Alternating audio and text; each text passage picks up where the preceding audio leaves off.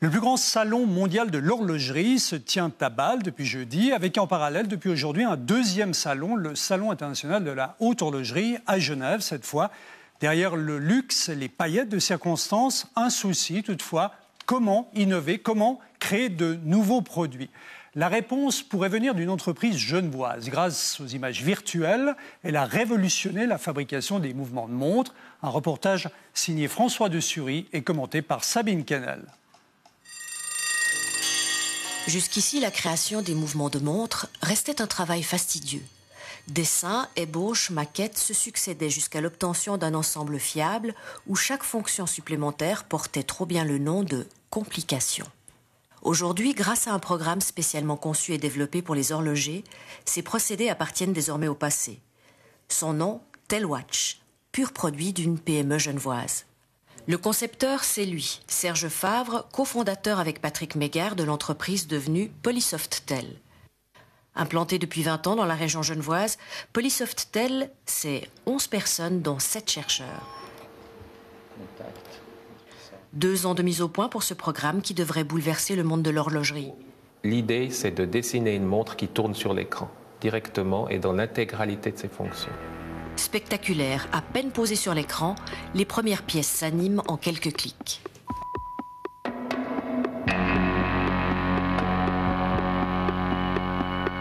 La force de ce produit Telwatch, c'est que ça permet à l'horloger de travailler comme il travaillait avant, sur une planche à dessin, donc en 2D, de voir sa montre animée sur l'écran et de la voir plus tard en 3D directement, ce qu'on appelle maquette numérique en fait.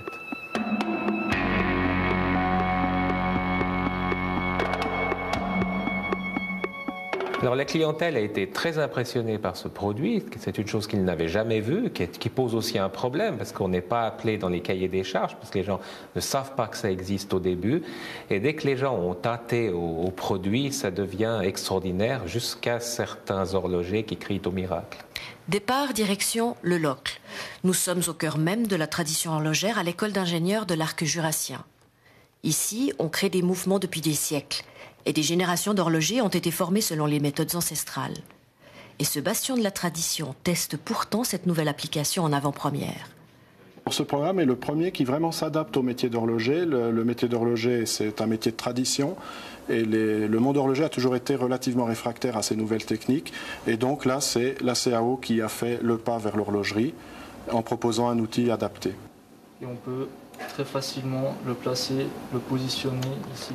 Aussitôt essayé, aussitôt adopté. Ce logiciel figure déjà au programme. Automatiquement. C'est un grand gain de temps, puisqu'on peut de façon très souple modifier les éléments, modifier les trains d'engrenage.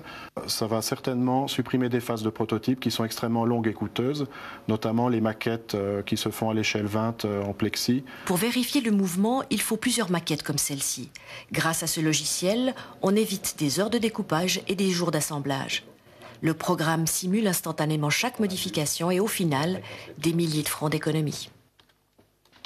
Une aubaine pour Polysoftel, 2 grands noms, Patek Philippe et Franck Muller, sont déjà acquéreurs, et ce n'est qu'un début.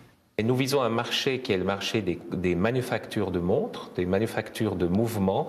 Et aujourd'hui, il y a à peu près 650 personnes qui travaillent dans la fabrication de montres ou autour de la montre, ce qui donne un potentiel d'environ 1000 personnes qui sont spécialisées dans le mouvement et qui ont besoin de nos produits. Atout supplémentaire, ce logiciel coûte moins de 20 000 francs. Un investissement minime pour un outil professionnel et il tombe à pic dans un marché déserté par le principal fournisseur. Le groupe Swatch produit effectivement aujourd'hui une énorme quantité de mouvements pour tous les horlogers et on désirait ne plus le faire à l'avenir. Donc dans les prochaines années, toutes les manufactures horlogères devront être susceptibles de produire eux-mêmes leurs mouvements de montre, ce qui est pour nous un événement très profitable. Tellement profitable que des investisseurs, dont une filiale de Dassault, se pressent déjà au portillon. Ce logiciel transforme décidément tout ce qu'il touche en or.